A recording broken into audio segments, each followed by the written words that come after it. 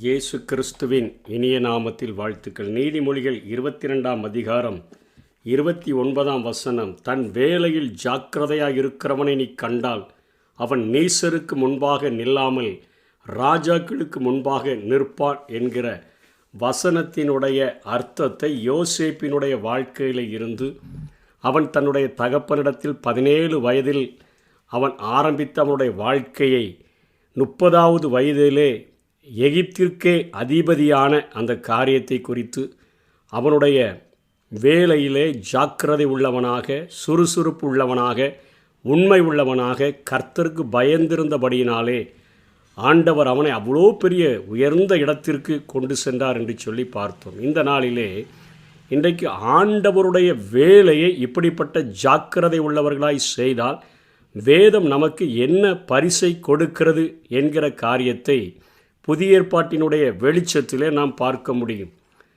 எரேமியா 48ஆம் அதிகாரம் 10ஆம் வசனத்தில் கர்த்தருடைய வேலையை அசதியாய் செய்கிறவன் சபிக்கப்பட்டவன். இன்றைக்கு ஆண்டவருடைய காரியங்களை, ஆண்டவருடைய அழைப்பை, அவருடைய தெரிந்து கொள்ளுதலை இன்றைக்கு அவரை அறிந்திருக்கிற எல்லா மனுஷர் மேலும் இருக்கிறது என்பதை உணர்ந்து வாழ்கிறதற்கு நாம் அழைக்கப்பட்டிருக்கிறோம். அப்படி அழைக்கப்பட்ட நாம் இந்த உலகத்தில் அசதியாய் வாழ்ந்தோம் என்று சொன்னால் நம்மை வேதம் சொல்லுகிறது சபிக்கப்பட்டவர்கள் என்று சொல்லி. 2 பேதுரு 1ஆம் அதிகாரம் 10ஆம் வசனம் 11ஆம் வசனத்தில் பேதுரு இப்படியாய் குறிப்பிடுகிறார். ஆகையால் சகோதரரே, உங்கள் அழைப்பையும் தெரிந்து கொள்ளுதலையும் உறுதியாக்கும்படி ஜாக்கிரதையாயிருங்கள். அதாவது சுறுசுறுப்பாயிருங்கள், அல்லது நீங்கள் உண்மை உள்ளவர்களாக பணியாற்றுங்கள் என்று சொல்லுகிறார். இவ்விதமாய் நம்முடைய கர்த்தரும் இரட்சகருமாகிய இயேசு கிறிஸ்துவினுடைய நித்திய ராஜ்யத்துக்குட்படும் பிரவேசம் உங்களுக்கு பரிபூரணமாக அளிக்கப்படும் என்று சொல்லுகிறார். சகோதரரே, உங்கள் அழைப்பை, உங்கள் தெரிந்து கொள்ளுதலை உறுதியாக்கும்படி ஜாக்கிரதையாக இருங்கள். அப்படின்னா உங்களுடைய அழைப்பு என்ன, உங்களுடைய தெரிந்து கொள்ளுதல் என்ன, அதன்படி நீங்கள் நடக்க வேண்டும், அதில் ஜாக்கிரதையாக இருக்க வேண்டும். இப்படி செய்தீங்கன்னா நீங்கள் இயேசு கிறிஸ்துவினுடைய நித்திய ராஜ்யத்திற்கு, அவருடைய மிகப்பெரிய அந்த ராஜ்யத்திற்கு உட்படுகிற ஒரு பிரவேசம், ஒரு என்ட்ரியானது உங்களுக்கு பரிபூரணமாக அளிக்கப்படும் என்று சொல்லி மிக பெரியதான ஒரு ஆசீர்வாதத்தை குறித்து இங்கே பேதுரு குறிப்பிடுகிறதை பார்க்கிறோம். நாம் இன்றைக்கு ஆண்டவராகிய இயேசு கிறிஸ்துவினுடைய அந்த படத்தை வரைந்து வைத்து அவர் மிகவும் சாந்தமுள்ளவராக, தன்னுடைய கைகளிலே ஆணிகள் தெரிகிறவராக, தன்னுடைய மார்பிலே கைகளை வைத்து கொள்ளுகிறவராக, இல்லை என்று சொல்ல ஒரு ஆட்டுக்குட்டியை கைகளிலே வைத்து கொண்டு இருக்கிற ஒரு சாந்த சுரூபியாக அவர் இந்த பூமியில் வாழ்ந்த அந்த காரியங்களை மனிதர்கள் நாம் புரிந்து கொள்ள வேண்டும் என்பதற்காக வரைந்த வரைபடங்களை நாம் அழகாக ஃப்ரேம் பண்ணி வீட்டில் போட்டு இது இயேசு கிறிஸ்து என்று சொல்லுகிறோம். ஆனால் ஆண்டவர் இன்னைக்கு விண்ணகத்திற்குரிய இயேசு கிறிஸ்துவினுடைய அவர் முழுமையான அந்த படத்தை குறித்து வெளிப்படுத்தலிலே யோவானுக்கு ஆண்டவர் வெளிப்படுத்தும் பொழுது அவர் அதை தெளிவாக விளக்குகிறதை பார்க்கிறோம்.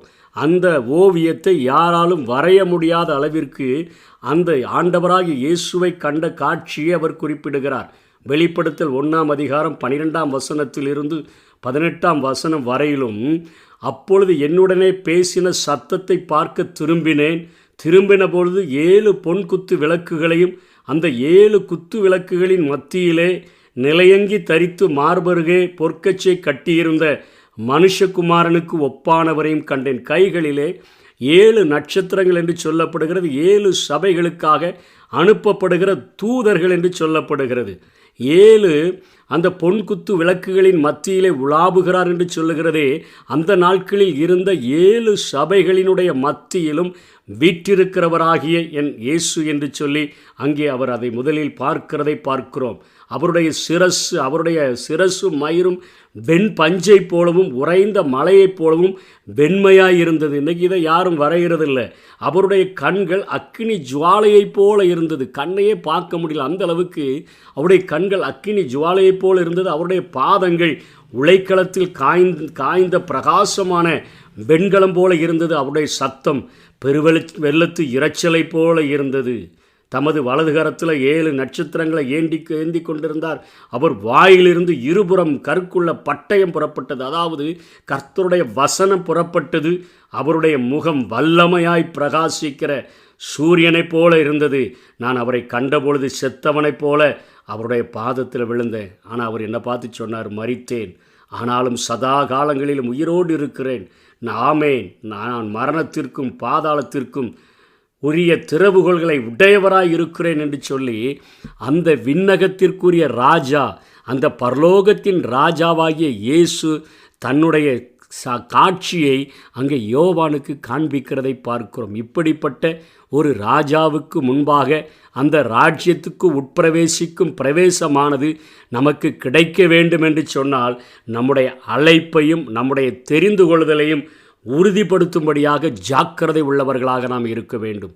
3.5 ஆண்டுகள் மாத்திரம் ஊழியம் செய்த என் இயேசு கிறிஸ்து இந்த பூமியில் வாழும்போது சொல்லுகிறார், பகற்காலம் இருக்கும் மட்டும் என்னை அனுப்பினவருடைய கிரியையை நான் செய்ய வேண்டும், ஒருவனும் கிரியை செய்யக்கூடாத ராக்காலம் வருகிறது என்று சொல்லி அறிந்து அவர் நரிகளுக்கு குழிகளும் ஆகாயத்து பறவைகளுக்கு கூடுகளும் உண்டு, மனுஷகுமாரனுக்கோ தலை சாய்க்க இடமில்லை என்று சொல்லி ஓடினாரே, அவருடைய அடிச்சுவடுகளைத்தான் நான் பின்பற்றும்படியாய் அழைக்கப்பட்டிருக்கிறோம்.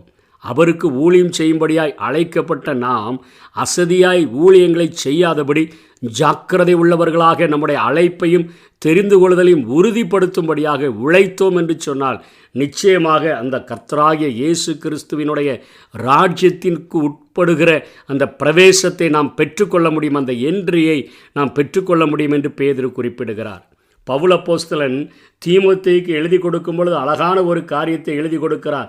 2 தீமோத்தேயு 2ஆம் அதிகாரம் 19ஆம் வசனத்திலிருந்து 20-21 அவர் சொல்லுகிறார், ஒரு பெரிய வீட்டில் பொன்னும் வெள்ளியுமான பாத்திரங்களும் அல்லாமல் மரமும் மண்ணுமான பாத்திரங்களும் உண்டு, அவைகளில் சில கனத்துக்கும் சில கனவினத்துக்குமானவைகள்.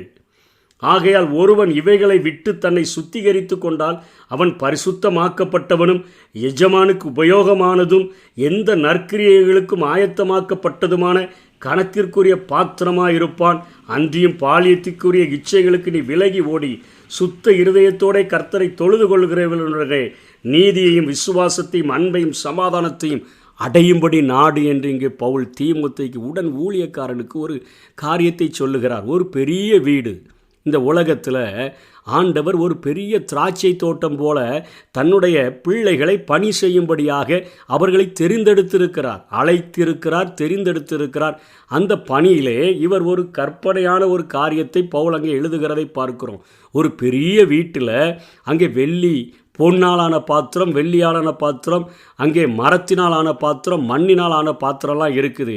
நம்மகிட்ட கேட்டோன்னா சொல்லிடுவோம், கணத்திற்குரிய பாத்திரம் அந்த பொன் பாத்திரங்க, அந்த வெள்ளி பாத்திரங்கன்னு நம்ம சொல்லிடுவோம். கடைசி தாங்க அந்த மண் சட்டி அப்படின்னு நம்ம சொல்லிடுவோம். ஆனால் இவர் என்ன சொல்கிறாருன்னா, அந்த எஜமான் இருக்கிறார், அந்த பெரிய வீட்டுக்கு எஜமான், அவர் எதை அதிகமாக அடிக்கடி அதை யூஸ் பண்ணுகிறாரோ அதுதான் கணத்திற்குரிய பாத்திரம் என்று சொல்லுகிறார். கணத்திற்குரிய பாத்திரமாக அவர் அதை குறிப்பிடுகிறதை பார்க்கிறோம்.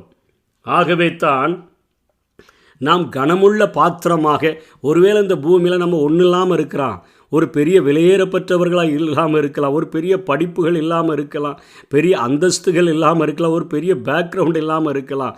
ஆனால் ஒவ்வொரு நாளும் என் ஆண்டவர் கையில் எடுக்கிற ஒரு பாத்திரமாக என்னை பயன்படுத்துகிறதற்கு நான் விட்டு கொடுத்திருக்கிறேனா என்கிறத மாத்திரம் ஜாக்கிரதையோடு கூட நாம் அதை கடைபிடித்தோம் என்று சொன்னால், நான் ஒருவேளை மண்ணாலான பாத்திரத்தை போல இருக்கலாம், நான் ஒருவேளை மரத்தால் ஆன பாத்திரத்தை போல இருக்கலாம், ஏதோ மூளையில் தூக்கி ஒதுக்கி வச்சு பொன்னாலான பாத்திரம் என்னைக்கா ஒரு நாள் யூஸ் பண்ணலான்னு சொல்லி தூக்கி வைத்து துருபிடித்து அங்கே நான் ஒரு அழுக்கடைந்து கிடக்கிற நிலைமையில் அல்ல.